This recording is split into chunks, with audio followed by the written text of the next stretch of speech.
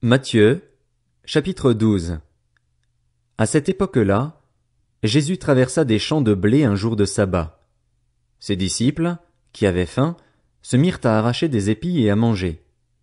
À cette vue, les pharisiens lui dirent: « Regarde, tes disciples font ce qui n'est pas permis de faire pendant le sabbat. » Mais Jésus leur répondit: « N'avez-vous pas lu ce qu'a fait David lorsqu'il a eu faim, lui et ses compagnons? Il est entré dans la maison de Dieu et a mangé les pains consacrés que ni lui ni ses compagnons n'avaient le droit de manger et qui étaient réservés aux prêtres seuls. Ou n'avez-vous pas lu dans la loi que, les jours de sabbat, les prêtres violent le sabbat dans le temple sans se rendre coupables? Or je vous le dis, il y a ici plus grand que le temple. Si vous saviez ce que signifie « Je désire la bonté et non les sacrifices », vous n'auriez pas condamné des innocents. En effet, le Fils de l'homme est le Seigneur du sabbat. Jésus partit de là et entra dans la synagogue. Il s'y trouvait un homme qui avait la main paralysée. Ils demandèrent à Jésus: « Est-il permis de faire une guérison le jour du sabbat ?» C'était afin de pouvoir l'accuser. Il leur répondit: « Lequel de vous, si elle n'a qu'une brebis et qu'elle tombe dans un trou le jour du sabbat, n'ira pas la retirer de là? Or, un homme vaut beaucoup plus qu'une brebis. Il est donc permis de faire du bien les jours de sabbat. » Alors il dit à l'homme: « Tends la main. » Il la tendit, et elle devint saine, comme l'autre. Les pharisiens sortirent et tinrent conseil sur les moyens de le faire mourir. Jésus le sut et s'éloigna de là. Une grande foule le suivit. Il guérit tous les malades et leur recommanda sévèrement de ne pas le faire connaître, afin que s'accomplisse ce que le prophète Ésaïe avait annoncé. « Voici mon serviteur que j'ai choisi, mon bien-aimé qui a toute mon approbation. Je mettrai mon esprit sur lui, et il annoncera la justice aux nations. Il ne contestera pas, il ne criera pas, et personne n'entendra sa voix dans les rues. Il ne cassera pas le roseau abîmé et n'éteindra pas la mèche qui fume encore, jusqu'à ce qu'il ait fait triompher la justice.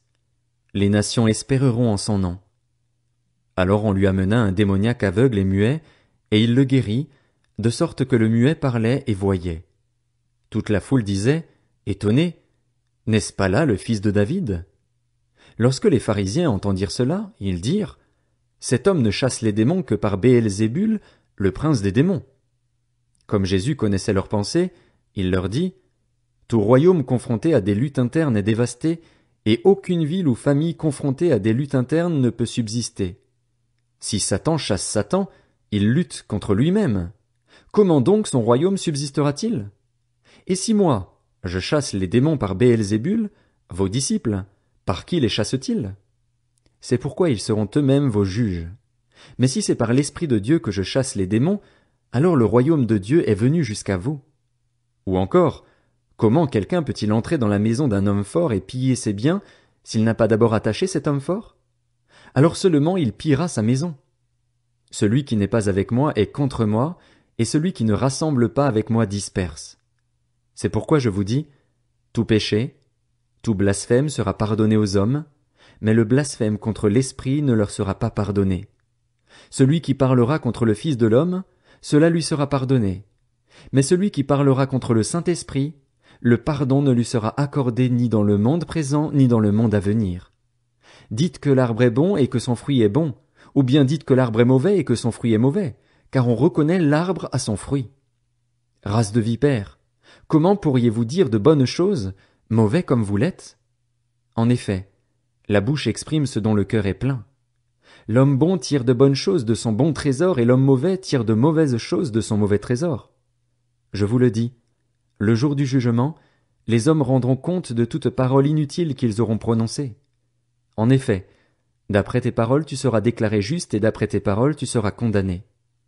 Alors quelques-uns des spécialistes de la loi et des pharisiens prirent la parole et dirent: « Maître, nous voudrions voir un signe miraculeux de ta part. » Il leur répondit: « Une génération mauvaise et adultère réclame un signe miraculeux. Il ne lui sera pas donné d'autre signe que celui du prophète Jonas.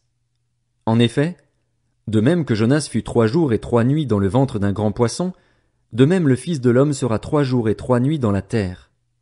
Lors du jugement, les habitants de Ninive se lèveront avec cette génération et la condamneront, parce qu'ils ont changé d'attitude à la prédication de Jonas.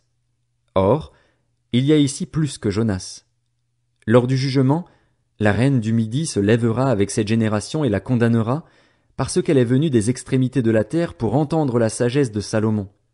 Or, il y a ici plus que Salomon. Lorsqu'un esprit impur est sorti d'un homme, il va dans des endroits arides pour chercher du repos, et il n'en trouve pas. Alors il dit, « Je retournerai dans ma maison, d'où je suis sorti. » À son arrivée, il la trouve vide, balayée et bien rangée. Alors il s'en va prendre avec lui cet autre esprit plus mauvais que lui. Ils entrent dans la maison, s'y installent, et la dernière condition de cet homme est pire que la première. Il en ira de même pour cette génération mauvaise. Comme Jésus parlait encore à la foule, sa mère et ses frères, qui étaient dehors, cherchaient à lui parler. Quelqu'un lui dit, « Ta mère et tes frères sont dehors et cherchent à te parler. » Mais Jésus répondit à celui qui lui parlait, « Qui est ma mère et qui sont mes frères ?» Puis il tendit la main vers ses disciples et dit, « Voici ma mère et mes frères. En effet, celui qui fait la volonté de mon Père céleste, celui-là est mon frère, ma sœur, ma mère. »